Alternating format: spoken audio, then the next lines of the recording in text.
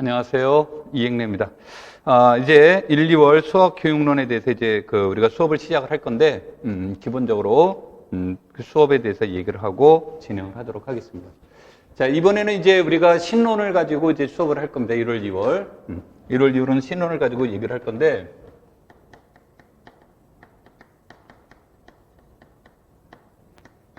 수학 교육론은 우리가 이제 전공 시험을 보시면 80점 중에서 30에서 35%가 나온다 그러는데 최근 10여 년 동안 그 교과 교육론에서 나온 점수는 24점이 이렇게 이제 시험에 출제되고 있어요.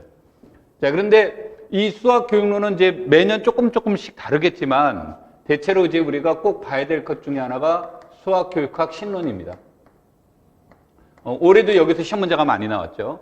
그 다음에 이제 우리가 봐야 될 내용 중에 하나가 이제 교재 연구라는 책에서도 많이 나왔는데, 뭐 이것에 관련된 내용은 뭐 그 지도서를 보셔도 이제 좋겠습니다만, 우리가 이제 꼭 필독서라고 이렇게 보시면 돼요. 신론과 이제 교재 연구. 자, 그런데 이 내용들을 이제 우리가 조금 더 이제 살펴보면 수학교육론이라는 것을 공부하는데 필요한 내용은 뭐가 되냐면 교육 과정입니다. 이따가 우리가 이제 수업하면서 그 조금씩에 대한 그 차이점들이 얘기가 되겠지만 그것들에 대해서 이제 간단하게 살펴보면 무엇에 관련된 내용들이 이제 나올 수 있냐면 이와 같이 우리가 이제 공부해야 될 내용들은 수학 교육 심리학, 그 다음에 수리 철학, 인식론 뭐 이런 것들이 우리가 꼭 봐야 될 이런 내용들 중에 이제 하나가 되는데 무엇보다도 교육 과정에서 보면 현재는 이제 제7차 수학과 교육 과정이고, 물론 이제 2007, 2009, 2015 이렇게 몇 번에 걸쳐서 개정이 됐지만 이 교육 과정에서 우리가 꼭 체크해야 될 것 중에 하나는 뭐냐면 우리가 여기서는 학습자 중심의 교육 과정이라는 것과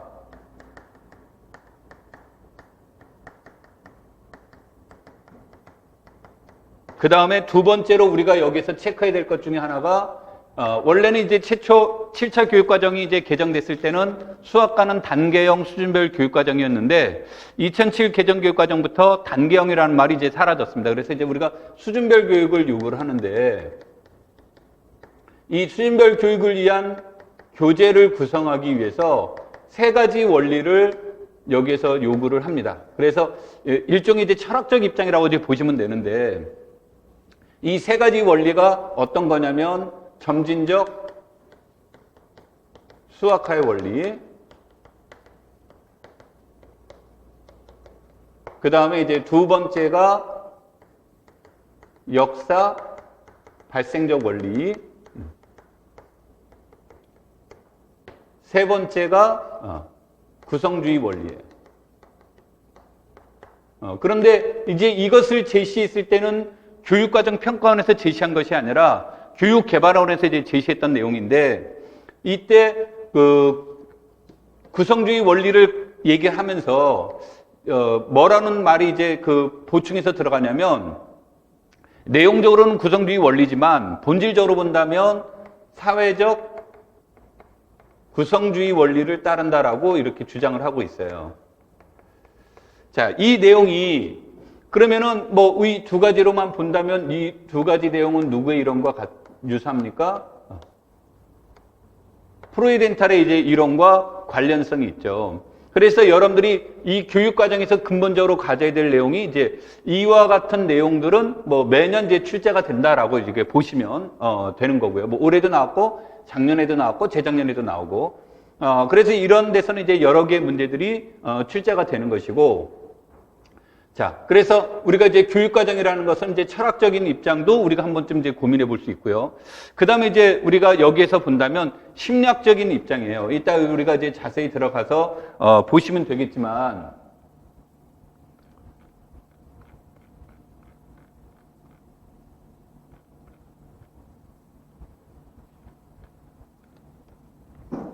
여기에서 이제 나와 있는 것처럼 우리가 수학 교육의 기저를 이루고 있는 것은 세 가지에 대한 질문이에요. 무엇을?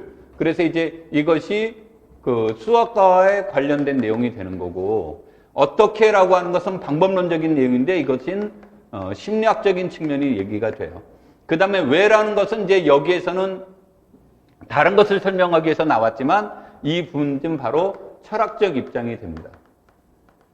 자, 그러면 우리가 심리학적 입장에서 보는 것은 어떻게라고 하는 거니까 일종의 무엇과 관련되어 있는 거예요?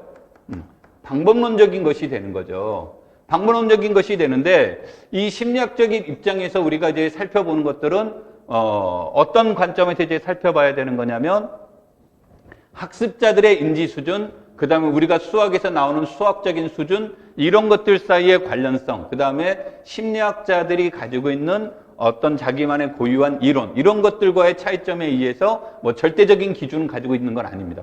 그래서 우리가 수학 교육을 가지고 있는 근본적인 기전은 요 세 가지 관점에서 봐야 된다. 자, 그렇다면 요걸 다시 한번 살펴보면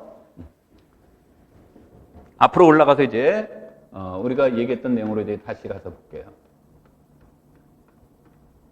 이쪽으로 이제 다시 와서 본다면, 그럼 학교 수학에서 수학 교육 심리학에 대한 내용들을 이제 우리가 살펴볼 건데, 이 수학 교육 심리학이라는 것은 크게 이제 또 두 가지 형태로 나눠줄 수가 있어요. 두 가지 형태로 나눠줄 수가 있는데, 이것이 연합주의 심리학과 형태주의 심리학이에요. 크게 본다면 이렇게 주어지는 거고, 물론 최근의 추세는 이쪽으로 이렇게 주장되는 바가 있습니다만, 이렇게 볼 수가 있지만 조금 더 디테일하게 넘어가서 본다면 수학교육 심리학에서의 구성주의적 입장을 강조하는 그런 형태들도 이제 이루어질 수 있고, 우리나라 같은 경우는 뭐가 됩니까? 우리나라 같은 경우는 연령보다는 학령을 강조를 하죠. 그래서 학령을 강조하는 입장이 되다 보니까 여기서 우리가 이제 고민해야 될 것은 학습자의 인지 수준과 그 다음에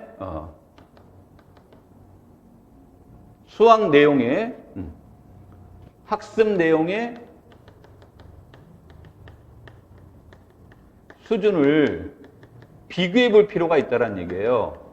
그래서 이 비교를 통해서 어떻게 나타나는 것인가, 이제 이런 것들이 심리학에 관련된 내용들이 나오게 되는데, 이게 이제 뒤에 가서 이제 우리가 나타나게 되고, 책에서 본다면 이것이 이제 그 수학교육 심리학에 대한 내용들이 5부 수학학습 심리학이라는 파트에서 나오게 됩니다만, 그쪽 파트를 이제 우리가 얘기를 해볼 필요가 있다는 거고, 그 다음에 이제 수리철학이라는 입장에서도 우리가 이제 체크를 해봐야 되는데, 수리철학이라는 입장에서 이제 놓고 보는 것은, 우리가 중요한 것은 19세기를 기준으로 이제 중요한 역할이 돼요. 그래서 19세기에 이제 그 수학계에서 커다란 그 사건이 하나가 일어나는 게 바로 뭐예요? 비유클리드 기하가 탄생하는 거죠. 탄생하게 되면서 근본적으로 절대적 진리란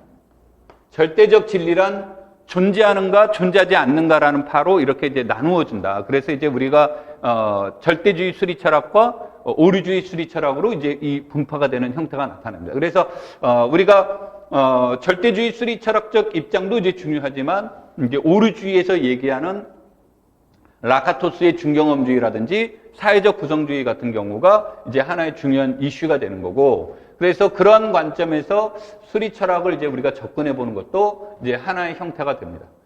그 다음에 이제 아까 이제 다시 이쪽으로 넘어가서 보시면,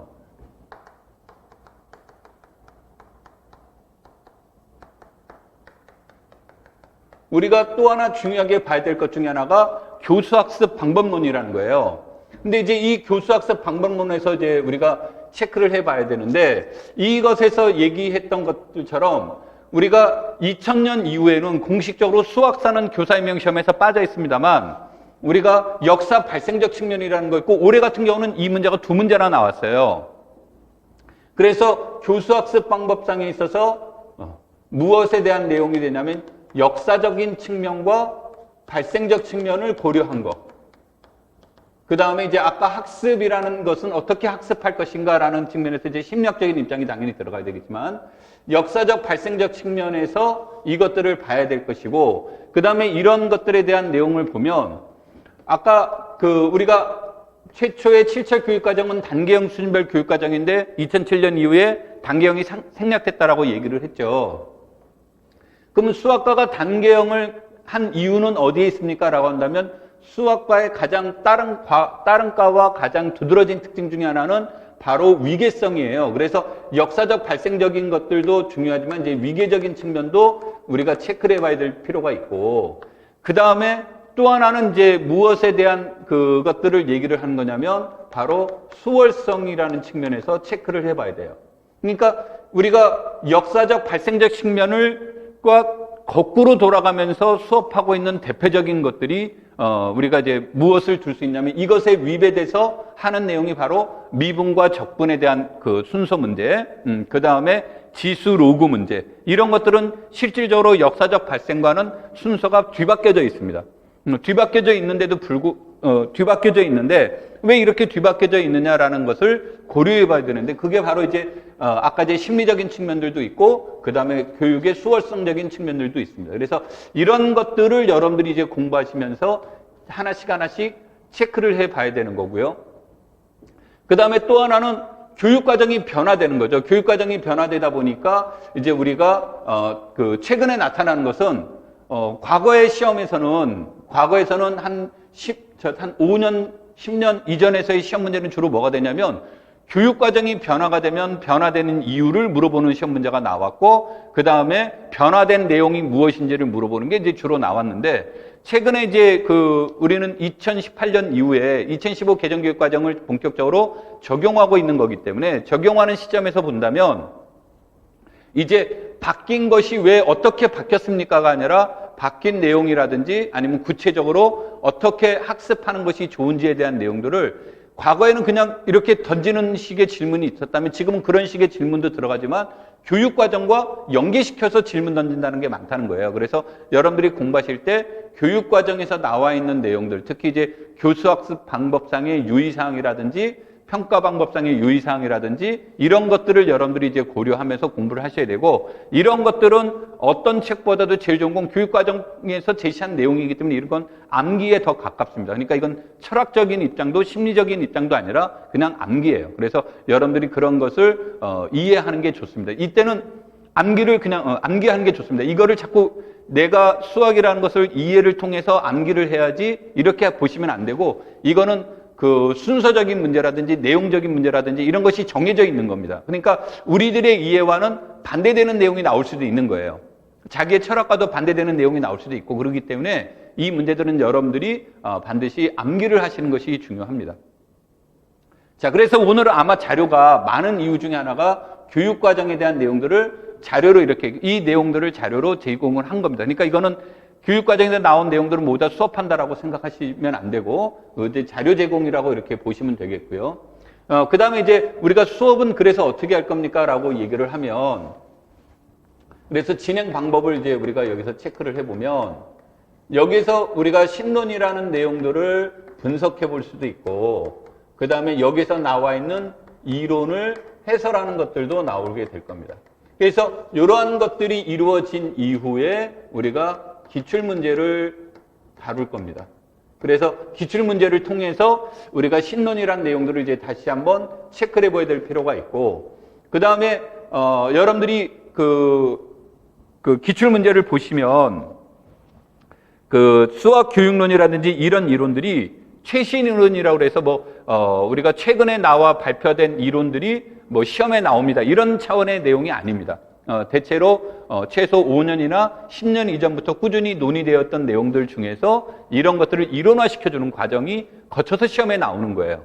그래서 여러분들이 이제 그러한 것들의 기초에서 본다면 우리가 무엇을 봐야 되냐면, 아까도 얘기했던 교육과정 같은 경우는 매 교육과정이 변화될 때마다 내용이 달라지기 때문에 그 시험 문제가 그대로 나오지는 않습니다. 그렇지만 이제 참고해 둘 필요는 있다는 거고, 그 다음에 이제 두 번째로 수학 교육이 가지고 있었던 어떤 특징적인 내용들은 문제 형식이 변화되기는 하지만 근본적인 것은 변화되지 않습니다. 그런데 중요한 건 형식이 어떻게 변화되고 있는지를 이제 체크를 해 나가면서 여러분들이 이제 준비를 하셔야 되는 거고요.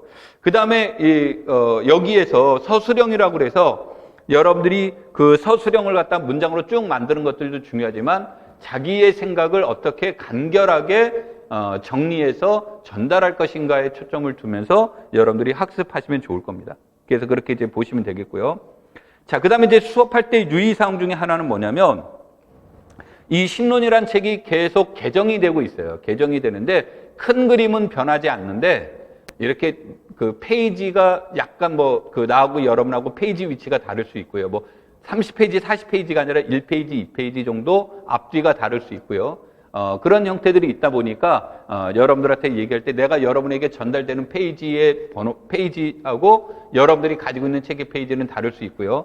여러분들에게 권하는 것은 2016년, 2015 개정안이 들어가 있는 책을 이제 권하는 겁니다. 그래서 2012, 2007, 2009 개정안이 들어가 있는 책을 가지고 있는데 어떡할까요? 그러면 근본적인 내용은 다르지 않습니다. 근본적인 내용은 다르지 않고 교육 과정에 관련된 내용만 다른 거예요. 교육 과정에 대한 개정안에 대한 내용만 다르기 때문에 여러분들이 내가 수업한 자료를 참고해서 보시면 됩니다. 큰 차이는 없으니까 굳이 책을 새롭게 구입하시지 않으셔도 되고요. 그래서 책마다 페이지 수가 조금 다를 수 있다는 것을 염두에 두시고 수업하면서 여러분들이 내가 이제 이렇게 수업 시간에 큰 그림으로 이제 제시를 하게 될 겁니다. 그러면 그 관련된 내용을 중심으로 여러분들이 하나씩 책 보면서 이렇게 같이 있어 보시면 좋겠고, 그 다음에 내가 뭐라고 얘기를 하냐면, 신론은 처음부터 끝까지 책을 한두 번 외웠다고 해서 되는 것은 아니다. 이것은 신론이라고 하는 것은 여러분들이 분명히 우리는 이과인데 자연계열인데 이 내용을 보면 인문계적 사고가 들어가 있어요. 그러니까 자연계적 사고와 인문계적 사고가 같이 들어가 있다 보니까 우리가 공부하면서 어휘라든지 언어라든지 표현이라든지 이런 게 좀 자연스럽지 않을 수 있습니다. 자연스럽지 않을 수 있는데 중요한 것은 수학 교육을 전공하신 분들은 다 우리와 같이 수학과나 또는 수학교육학과를 나오신 분들이 하는 것들이기 때문에 그런 측면에서 크게 고민 안 하셔도 되고요. 그래서 하는 얘기가 책을 자주 읽어봐라. 책을 자주 읽어보고 그 다음에 본격적으로 공부하는 것은 책을 적어도 2번 정도 읽어본 이후에 본격적으로 공부를 하시는 것이 좋습니다. 그래서 내가 이제 저학년 경우에 혹시 수업 들으신 분들이 있다면 그 저학년 분들한테는 적어도 10번 이상 읽을 거를 생각하고 자주 읽어봐라. 책이 너덜너덜해질 때까지 읽어보는 것이 좋다. 이렇게 이제 얘기를 하고 싶습니다. 자, 그럼 이제 본격적으로 우리가 이제 신론 내용으로 넘어가서 수업을 진행해 보죠.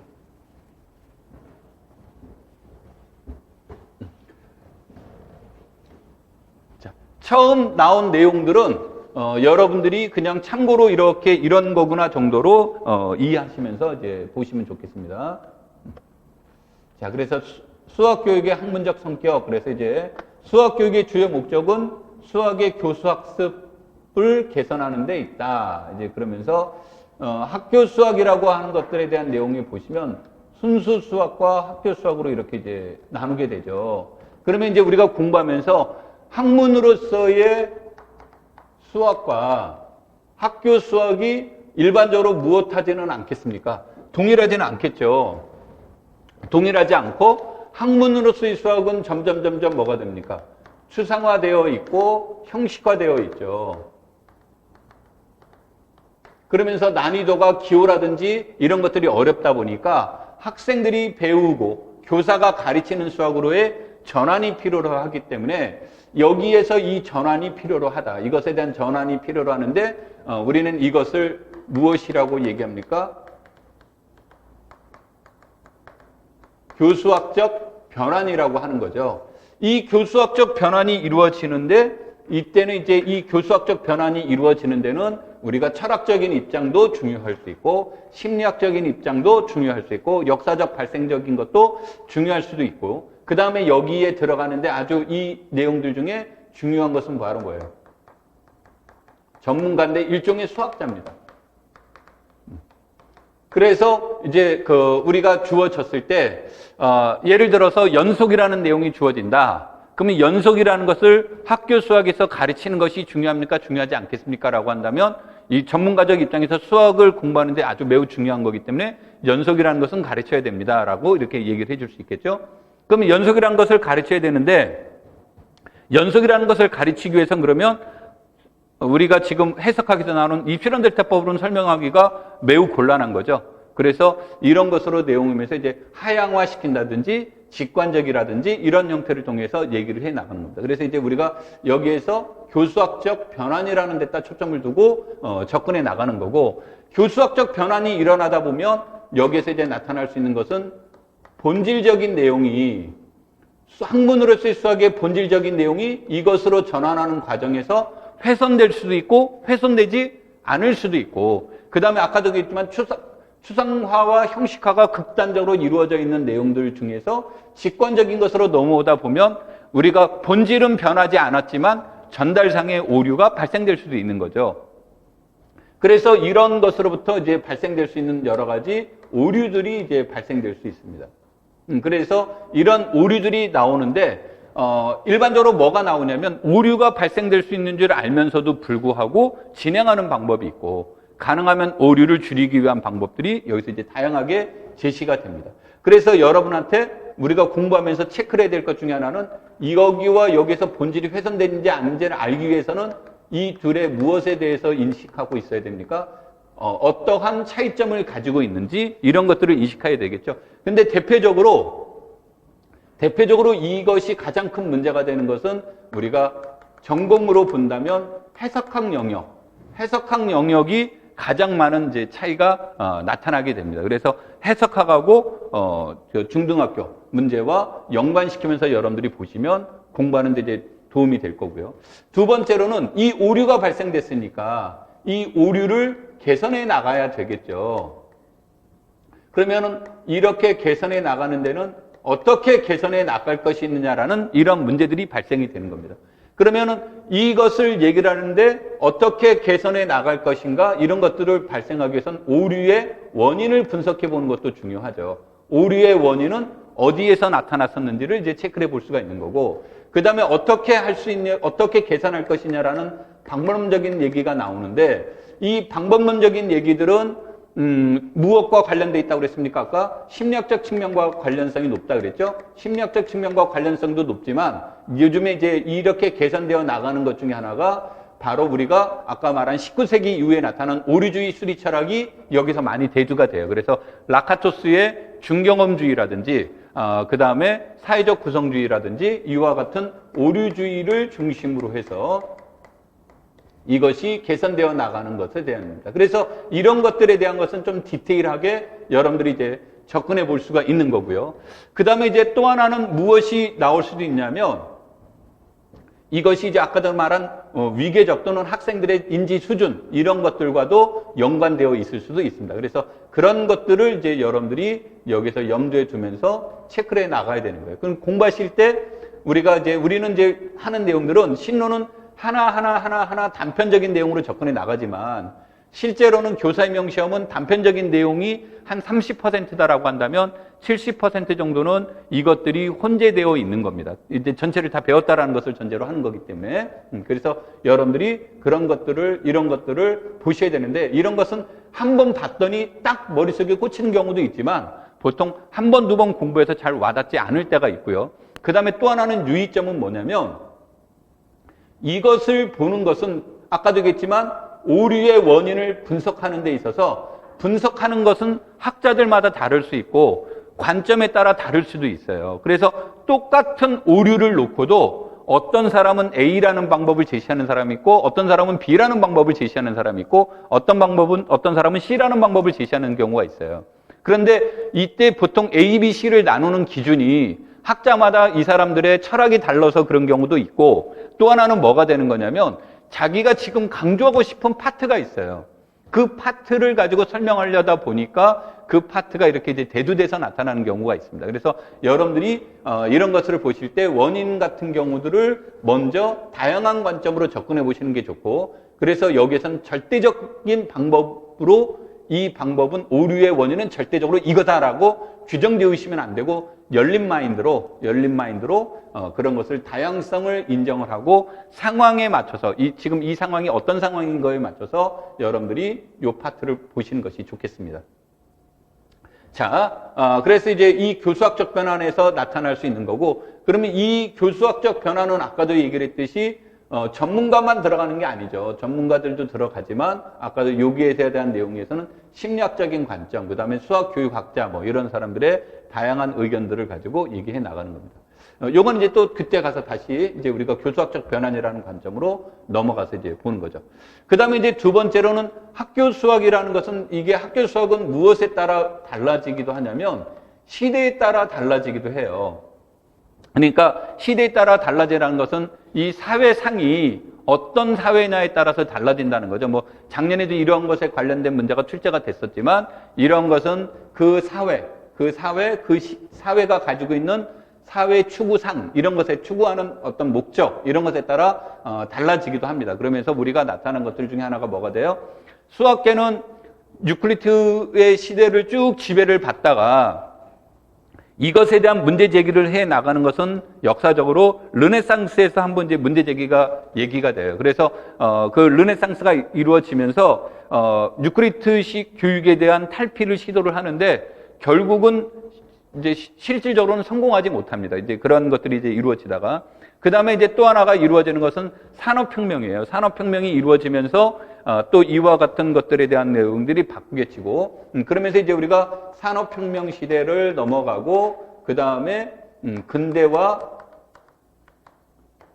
현대화 과정을 거칩니다. 그러면서 여기에서 이제 또 다른 문제가 나오면서 백투베이직을 해서 기초로 돌아가면서 최근에 대해서는 문제 해결의 시대로 넘어가는 거죠. 그 다음에 이것이 좀 더 강조된 내용들, 이게 조금 더 폭넓게 의미되는 것은 넘어가는 수학적 힘을 강조하는 시기로 이렇게 넘어가는 겁니다. 그런데 여기에서 수학 교육에 아주 지대한 영향을 미치기 시작한 것은 오늘날의 틀을 맞춘 것은 현대화 운동이에요. 뭐 세수학이라고도 하고 우리나라의 입장에서 보면 3차 교육과정에 해당이 돼요. 그래서 지금 7차 교육과정인데도 불구하고 6차가 나오는 게 아니라 3차가 나올 때가 많습니다. 왜냐하면 이게 오늘날의 틀을 만들어 놓으면서 아주 중요한 역할을 해 나가는 거죠. 근데 이제 근대화에 넘어가게 되면 근대화라고 하는 것은 이제 유클리드식 교육을 이제 탈피하기 시작했다라고 본격적으로 탈피하기 시작을 해 나가는 과정이 이제 제시가 되기도 하고 그러면서 이제 이때 근대화 운동의 대표적인 세 명이 뒤에서 나오겠지만 영국의 페리, 독일의 클라인, 미국의 무어 등이 나타나는데 독일의 이제 클라인이 여기서 이제 강조하는 것은 그 학교 수학의 함수 교육에 대한 내용을 강조한 것이 근대화 운동 때부터예요. 그래서 수학에서 이제 아주 중요한 거죠. 함수 개념이. 그래서 함수 개념과 연결될 수 있는 거고 수학적 힘이라는 것에 대한 내용들이 오늘날에 지배하고 있으니까 우리가 수학적 힘이라는 것을 이제 이해를 해 나가야 되는데 이게 책마다 뭐 조금 다를 수 있지만 우리가 보통 수학적 힘을 구성하는 요소로 5가지를 이제 보죠. 5가지를 보는데 우리가 여러분들이 수학하면 느껴지는 게 추론하는 능력, 추론 능력, 그 다음에 의사소통 능력. 당연한 것은 문제해결 능력.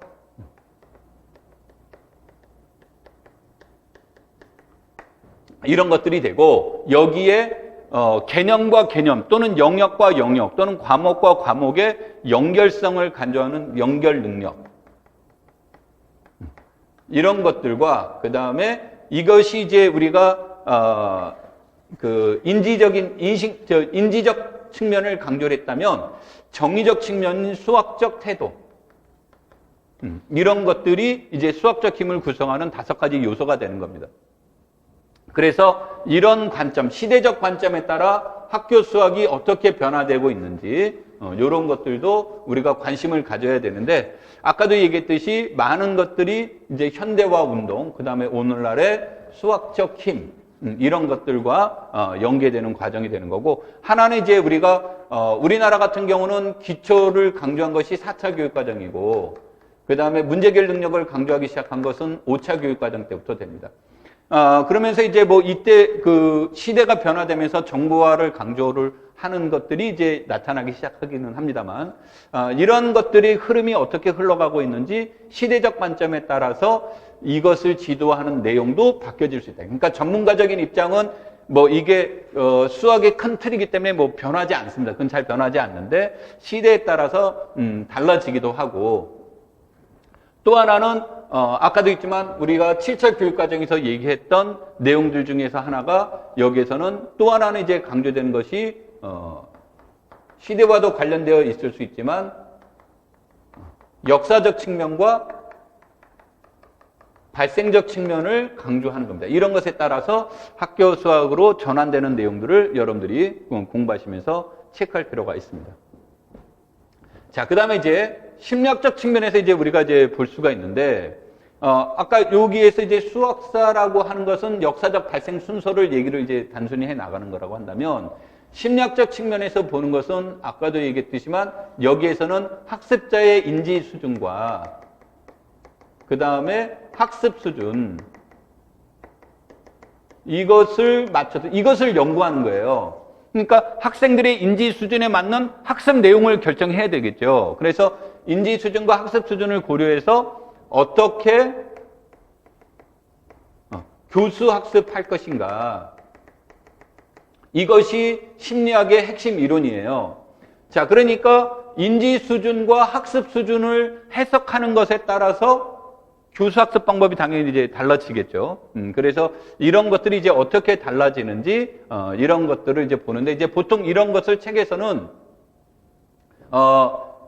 좀 디테일하게 나누는 경우로 이제 본다면, 하나는, 구성주의적 관점, 그 다음에, 하나는 그 구성주의는 이제 아까 형태주의 심리학과 연관성이 있는 거고, 연합주의적 관점, 그 다음에, 조금 더 넘어가서 교수 학습 수준, 인지 수준, 그러면서 이제 그 바닐레라든지 프로이덴탈에 관련된 그 관점으로 이렇게 접근해 나갑니다. 접근해 나가게 되는데 그런 것들을 우리가 여기서 이제 하나씩 디테일하게 체크해 볼 필요가 있는 거고. 그 다음에 이제 수리철학. 수리철학의 입장에서는 아까도 간단하게 얘기했지만 우리가 19세기 이후에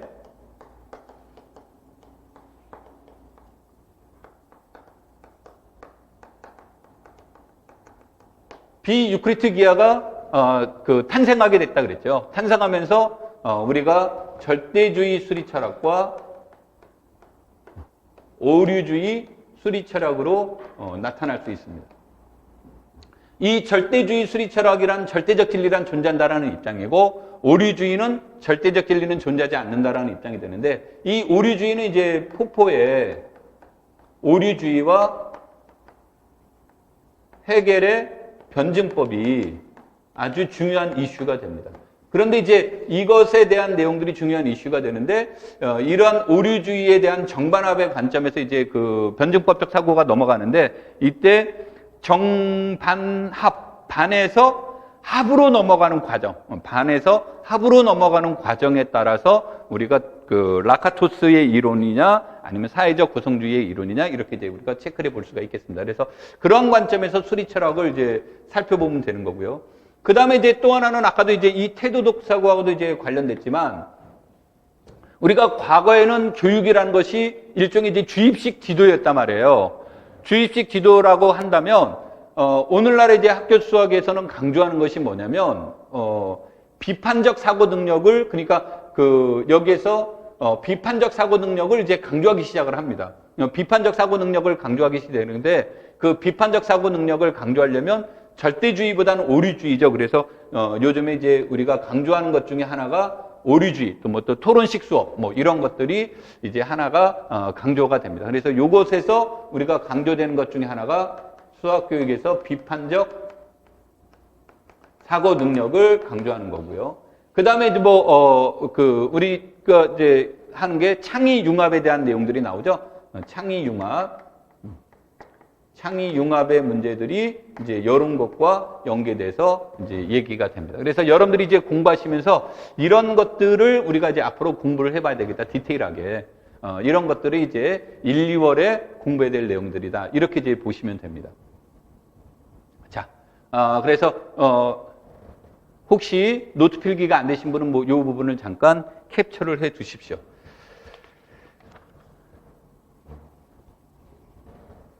자, 캡처가 다 됐습니까? 조금 좁게는 얘기가 되어 있긴 하지만 그래도 여러분들이 큰 그림상에서는 우리가 이제 어떻게 봐야 될 것인가가 얘기가 나오니까 자, 지우도록 하겠습니다.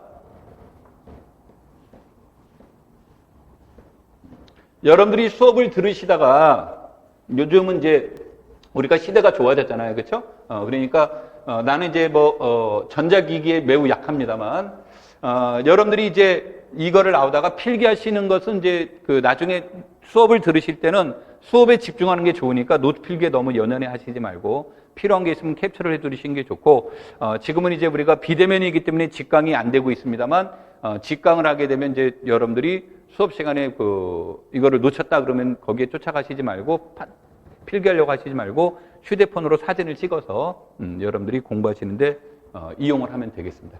자, 다시 이제 계속 넘어가죠. 우리가 이러한 것들을 이제 우리가 중요하게 여기서 얘기가 됩니다. 자, 심리학과 수학교육. 그래서 심리학에 대한 내용들은 이제 얘기가 나오는데 지금 뭐 그냥 읽어보는 수준으로만 얘기를 하죠. 수학을 학생들에게 의미 있게 가르치기 위해서는 학생들의 심리 발달과 그 다음에 사고 구조에 대한 심도 있게 파악하는 것이 중요하다. 그래서 내가 아까 이것을 간략하게 뭐라고 얘기를 했냐면 학생들의 인지 수준을 파악하는 것이 중요하다고 얘기를 했습니다. 그래서 심리 발달과 사고 구조에 대한 심도 있는 것이 파악이 불가피하게 되고 심리학이라는 것은 과학적 방법론으로 경험과학으로 이제 그러니까 자연과학 방법론의 기반 위에서 경험과학으로 과학이라는 것으로 이 심리학을 이제 자리매김을 하고 있다는데 이런 것들을 이제 우리가 조금 더 이제 살펴보시면 이런 거예요. 이게 지금 화면상으로는 이렇게 되는데 아마 여러분 프린트물에는 이렇게 안 되어 있을 겁니다. 프린트물은 이렇게 프린트물이 표가 이렇게 나와 있을 겁니다. 자, 무엇을 말하냐면 교육은 교육이라는 것은 인간을 건전하고 바람직한 방향으로 변하는 과정 또는 활동에 초점을 두는 거라고 한다면 심리학이라는 것은 여러 가지 측면 가운데 특별히 행동의 변화에 관심을 갖는 거예요. 행동 변화에 관심을 두는 학문을 심리학이라고 한다. 그래서 우리가 교육학이 심리학에 의존했을 때 인간의 행동의 계획적, 조작적, 의도적인 변화를 도모하는 것으로 이제 규정한다. 그래서 이제 우리가 교육 심리학에서 이제 이러한 데다가 초점을 두는 거다라고 이제 보시면 되겠습니다. 이런 거구나라는 정도로만 이해하시면 되겠어요. 자, 그 다음 내용부터 이제 우리가 보도록 하겠습니다. 자, 우리가 숀다이크다라고 한다면 우리는 이제 숀다이크는 보통 실험 심리학을 얘기를 하죠. 그래서 뭐 여러분 자료에 다 있으니까 숀다이크는 이제 실험 심리학인데 인간 탐구의 실험적 통계적 방법을 도입함으로써 현대 심리학의 체계를 이제 수립했다라는 측면이 이제 될 수 있고 학교 수학에서 성립 두 번째로는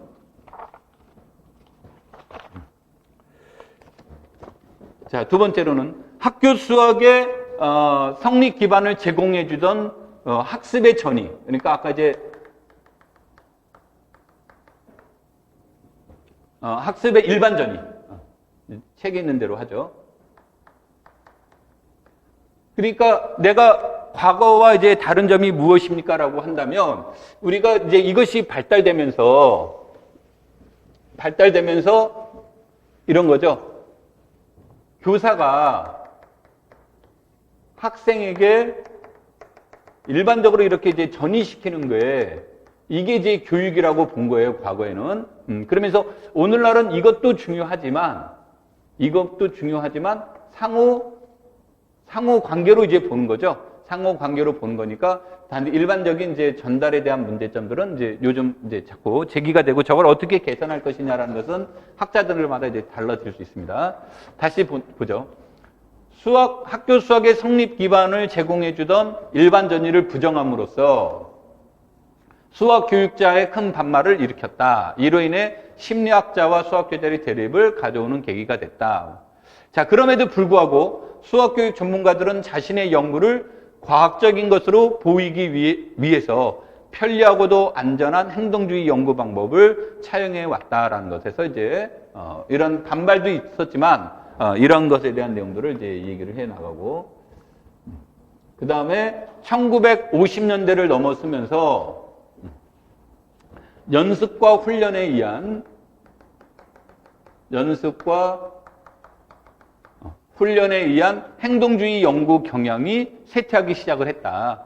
자, 그래서 이것이 이제 쇠퇴하기 시작을 하면서 베르타이머, 이건 작년에도 나왔죠. 베르타이머는 창조와 문제 해결에 주목하는 형태주의 심리학을 이제 성립시켰다라고 얘기가 됩니다.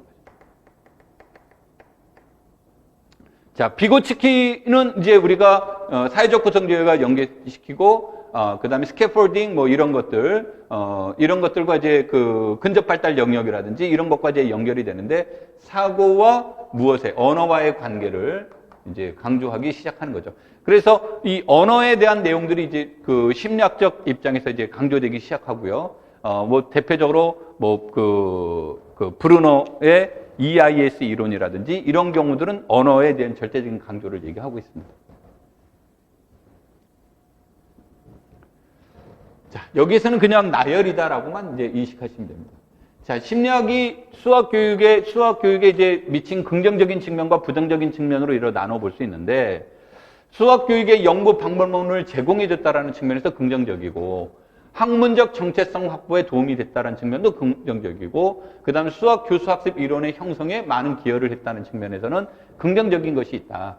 그렇지만 이제 부정적인 것은 뭐냐면 수학 연구의 가치나 학문적 정당성을 과학적이라고 불리는 특정한 연구 방법을 찾으려는 경향이 있다. 그러니까 우리가 과학적이다라는 것에서만 찾으려고 하는 그런 이제 그 부정적인 입장이 있었고, 그 다음에 수학 교육 연구자들과 수학 교사들 사이에서 어떻게 가르칠 것인가 하는 수학 교육이 다루어야 하는 가장 중요하고 유일한 질문인 것처럼 생각하도록 조장하는 경우가 이제 발생됐다. 그러니까 우리가 아까도 얘기했듯이 어떻게 가르칠 것인가라는 것은 일반적으로 이제 전달의 입장인데 요즘은 이제 그렇지 않다라는 얘기죠. 그래서 어떻게 가르칠 것인가가 마치 모든 것이냐 이렇게 이제 하도록 하는 이제 이러한 경향을 했다는 측면에서 좀 부정적이다.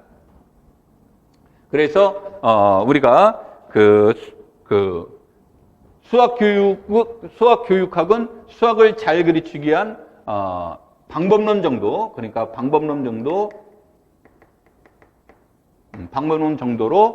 보는 굴절된 시각을 형성시켰다는 측면에서 부정적인 생각을 갖고 있는 겁니다.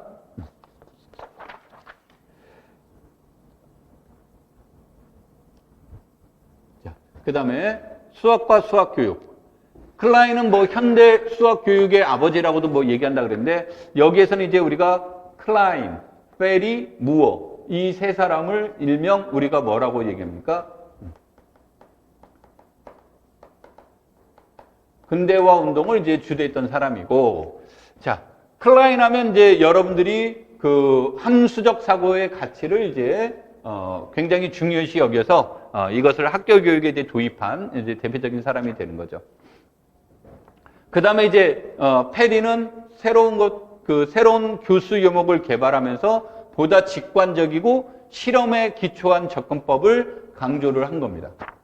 그 다음에 무어는 무어 방법이라고 불리는 수학 교수법을 지도했는데, 이건 이제 뭐 여러분들이 주석 달아놨다는 얘기예요. 7번 그 주석을 참고하라는 얘기인데, 이 무어 하면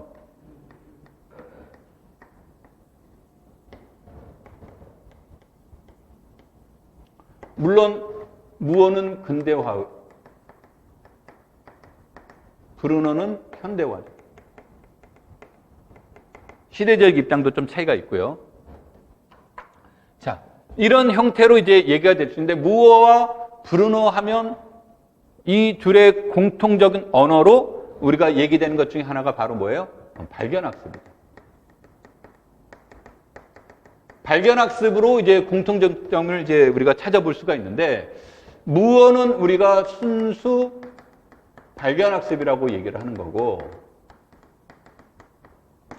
브루너는 인도된 또는 이제 안내된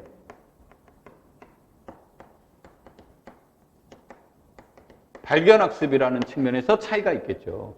그 다음에 여기에서 가장 큰 것 중에 하나가 대상이에요. 대상인데 무어가 이제 전문가라고 썼는데, 내가 미국의 교육과정 편제를 잘 몰라서 뭐 이렇게 얘기를 했었는데, 이제 이런 거예요. 그 대학원생들 중에서 이제 교사가 되려고 하는 이제 대학원생들을 중심으로 수업하는 방법이에요.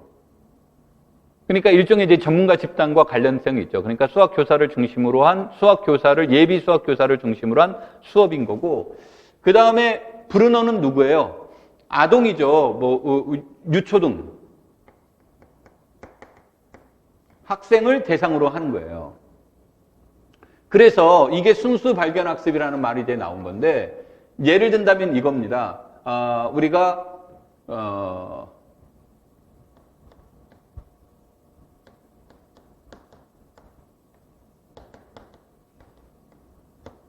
F가 체이다. 그러면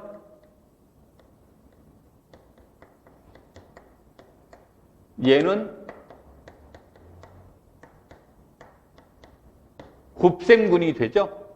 뭐 작년에 나왔던 문제를 이제 기준으로 한번 보도록 하겠습니다. 얘가 곱셈군이에요. 그럼 곱셈군일 때 얘가 유한군이면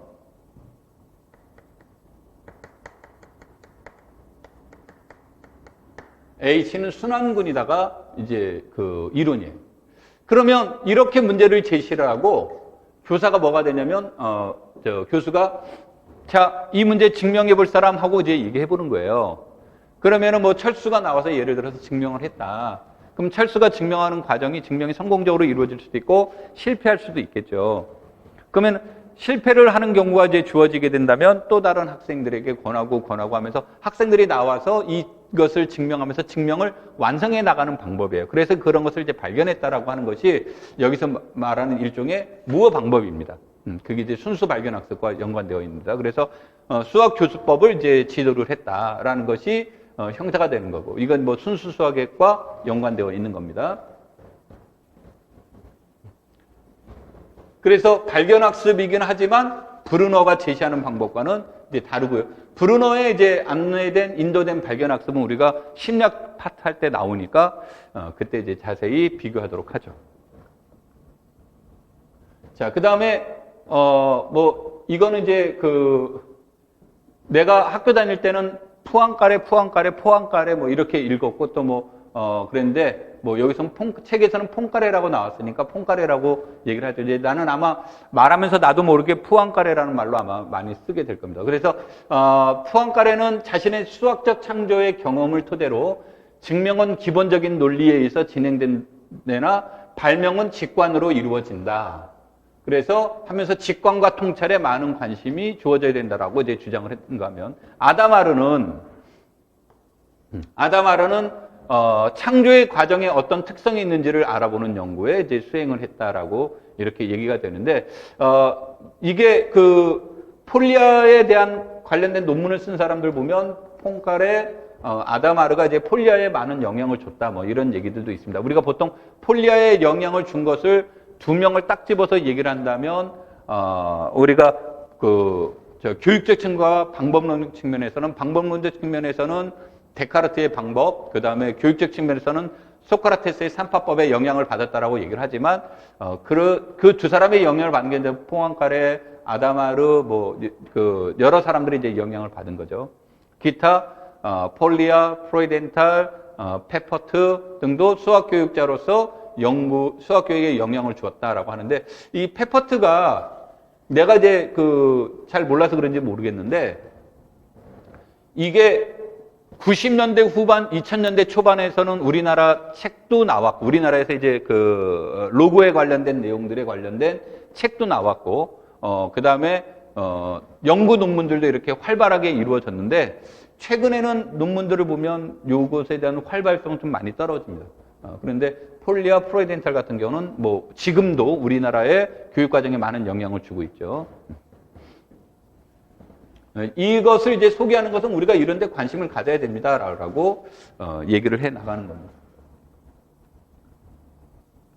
자, 수학과 교재론의 주요 과제는 교수학습을 염두에 두고 성전된 수학 내용을 교육적으로 정교화시키고 특정 내용에 대하여 학교 수학과 학문 수학의 연결고리. 그래서 아까도 이제 내가 이 내용을 강조를 했죠. 그래서 이 연결고리를 이제 통해서 그래서 연공교류를 찾고 이를 통해서 해당 내용을 가르치고 배우는 것에 대한 이유를 도출해낸 것이다. 교재론에서 이제 주로 얘기를 하는데, 자, 여기서 이제 연결고리를 찾아서 이거를 통해서 가르치고 대한 배우에 대한 배우는 데 대한 이유를 이제 도출해 나가는 것이다라고 이제 이런 것이 수학 교재론에서 주요 과제다라고 얘기를 했죠. 그러면 여기에서 연결고리에 이제 그 중요한 역할을 하는 사람들은 누굽니까? 라고 얘기를 하는 건 아까 내가 간략하게 우리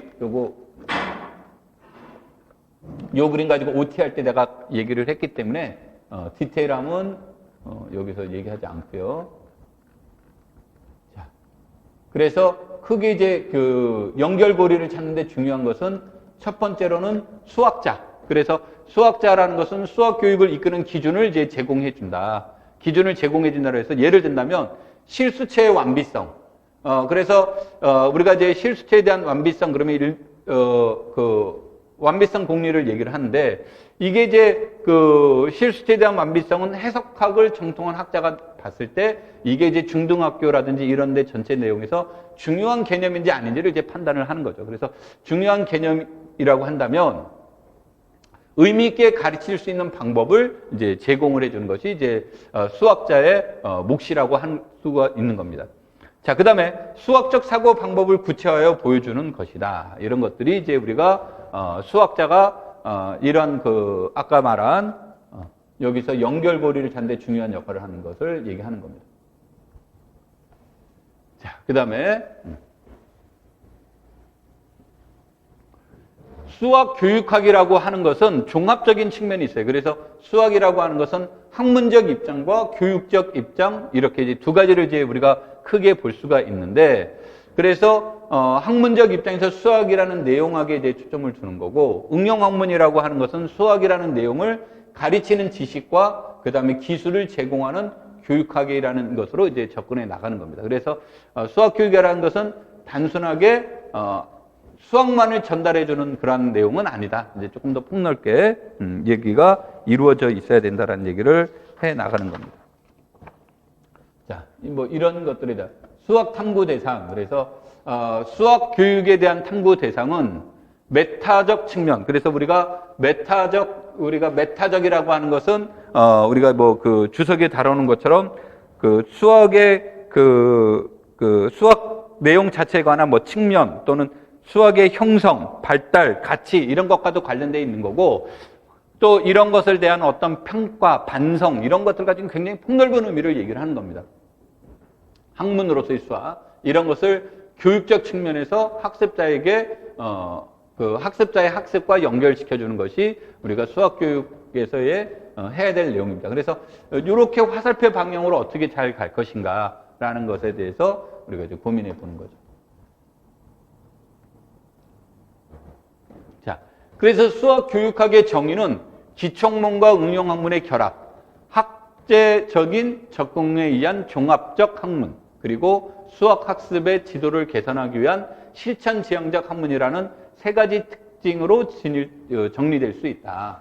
그래서 세 가지 특징으로 나온 게 요건데, 여기 이 아래 그림 잠깐 보고 먼저 얘기할게요. 그래서 이제 여기 지금 내가 이 그림을 먼저 얘기하려고 하는 건 뭐냐면, 내가 지금 설명하려고 하는 파트하고 책의 내용하고 왜에 대한 설명이 틀려요.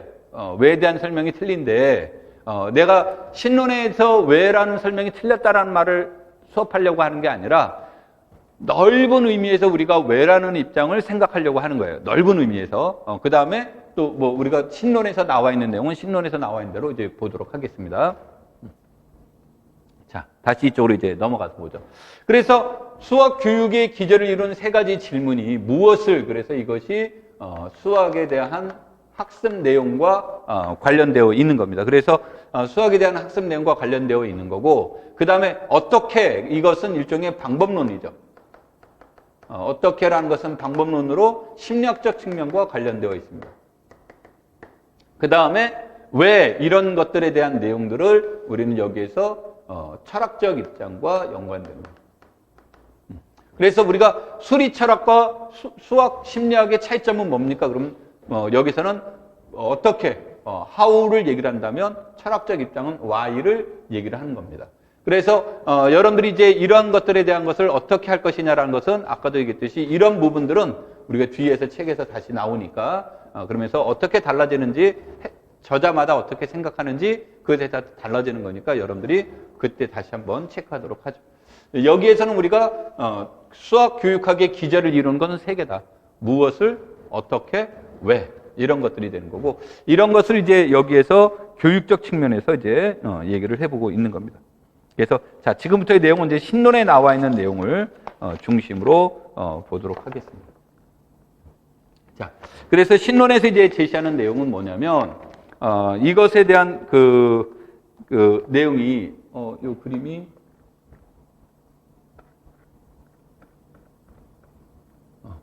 여기에선 내용적 이해, 그 다음에 교육적 이해, 설명적 이해. 그래서 수학 교육학의 이제 구조는 세 가지 구조를 가지고 있다. 내용적, 교육적, 설명적으로 이루어져 있는데 뭐 그림과 같이 이제 상호 연관되어 있는 내용들이 되겠죠. 자, 그래서 첫 번째로는 수학이라는 학문을 성립시키는 요소로서 우리가 이것을 내용적 이해라고 얘기하는 겁니다.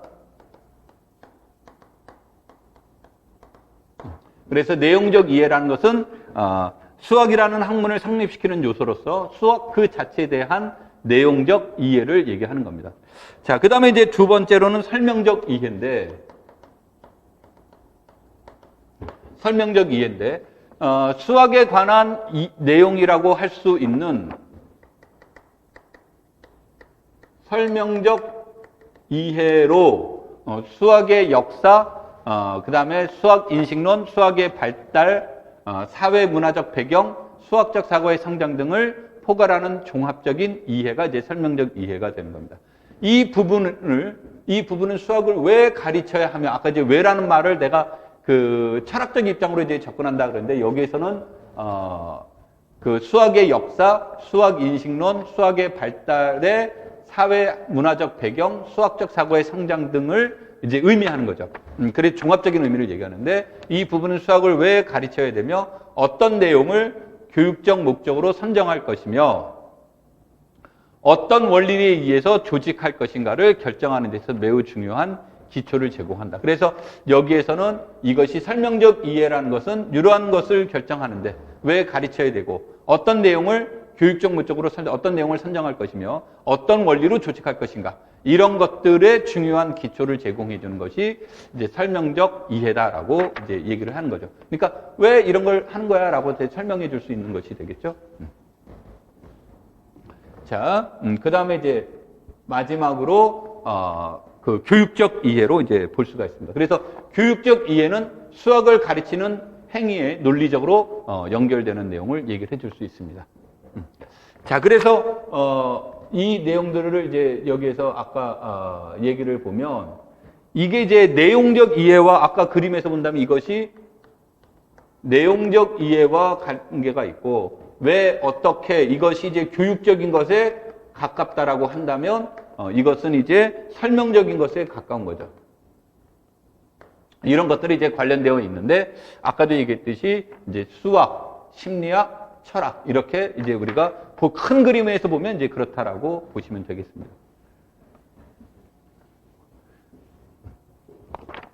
그래서 철학적인 입장에서 이제 접근해 나갈 때 그런 데서 수학에 대한 어떤 역사, 그 다음에 수학에 대한 인식론, 그 다음에 수학에 대한 사회 문화적 배경, 수학적 사고의 성장, 이런 것들이 이제 얘기가 될 수 있겠죠. 이런 거.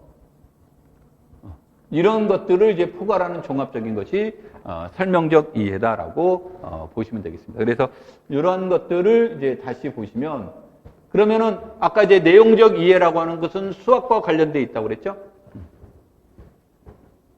그래서 수학, 순수 수학, 응용수학, 통계학 이런 것들을 이제 줄 수 있고 그 다음에 이제 설명적 이해. 그래서 설명적 이해라고 하는 것은 수학사, 그 다음에 아까 인식론, 그 다음에 또 무엇에 들어갔습니까?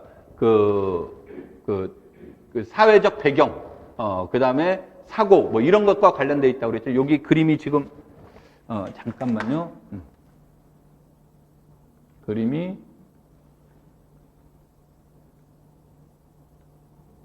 이제 이렇게 보면 조금 더 여러분들이 보시는데 더 도움이 될 겁니다. 그래서 설명적 이해에서는 이제 수학사라든지 기초론, 수리철학, 그 다음에 논리, 그 다음에 수학 사상사 이런 것들이 이제 여기서 설명적 이해와 연관이 되는 거고, 그 다음에 이제 내용적 이해라고 하는 것은 아까도 얘기했지만 가르치는 행위를 이제 논리적으로 설명하는 것과 이제 직결된다고 그랬죠. 그래서 수학교육 과정론, 교재론, 수학교수 학습론, 수학교육 평가, 수학 문제 해결, 수학교육 공학 뭐 이런 것들이 이제 전부 다 관련되어 있는 내용들이 됩니다. 그래서 이런 것들을 이제 우리가 공부를 해야 됩니다라고 하는 것이 여기에서 이제 주장하는 바예요. 그래서 그러면 이제 수학 기초론이란 뭐고, 수학사란 뭐고, 수학 교육 과정론이란 뭐고, 수학 교재론이란 무엇이고, 평가는 뭐고, 이런 것들에 대한 설명들이 나온 건데 여러분들이 간단하게 읽어보시면 도움이 될 것 같습니다. 자, 그 다음에 두 번째, 수학 교육의 목적에 대해서 이제 얘기를 해보도록 하겠습니다.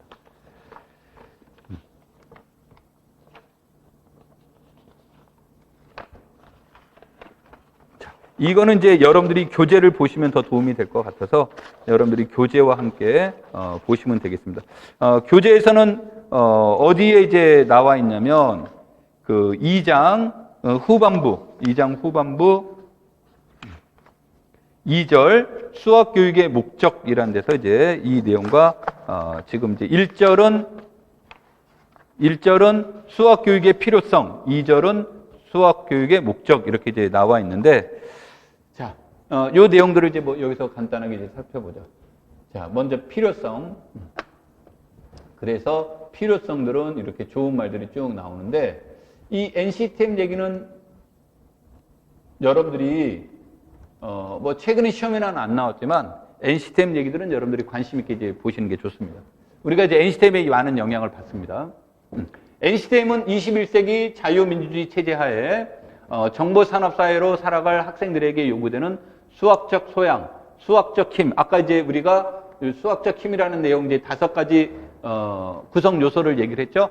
다시 한번 상기시켜보면 5가지가 추론 능력, 의사소통 능력, 문제해결 능력, 영역 간 또는 과목 간 또는 개념 간의 연결 능력, 그 다음에 수학적 태도.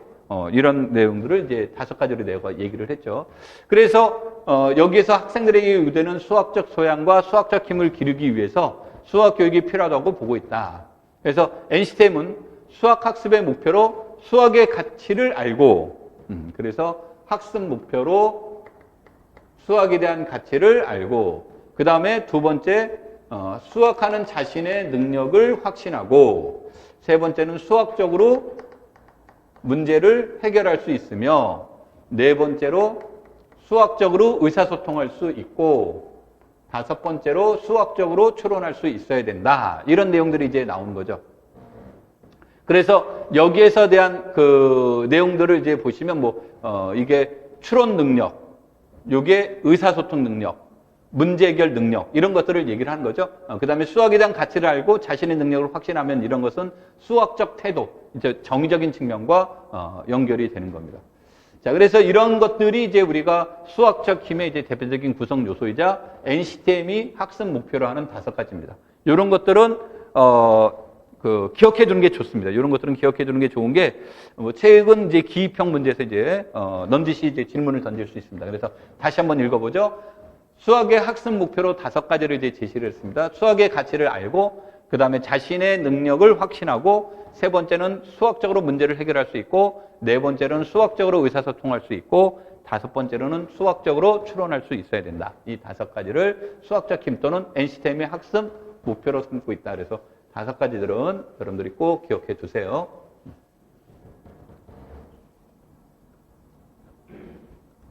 자, 제7차 수학과 교육과정에서 국민공통 기본교육과정으로서, 이건 지금은 이제 저걸 통용하지 않습니다. 저게 이제 7차 교육과정 초창기에는 얘기를 해서 단기간 수준별 교육과정이다라고 해서 초등학교 1학년에서 고등학교 1학년까지를 10년 동안을 10단계로 이제 나누었던 거죠. 그것을 국민공통 기본교육과정이라고 그때는 이제 표현을 했던 겁니다. 자, 그래서 국민공통기본교육과정으로서의 수학을 기본적으로 개념, 원리, 법칙을 이해하고 사물의 현상을 수학적으로 관찰하여 해석하는 능력을 기르며 실생활의 여러 가지 문제를 논리적으로 사고하고 합리적으로 해결하는 능력과 태도를 기르는 교과로 설정하고 있다. 자, 그래서 이런 것들을 이제 얘기를 해 주는 거고요. 그래서 수학의 기본적인 개념과 법칙을 이해하고, 자, 그래서 이것을 무엇으로 보냐면 수학과의 목표로 우리가 이제 요즘은 책에서 이제 수학과의 목표로 해서 저렇게 이제 잘 제시하지 않지만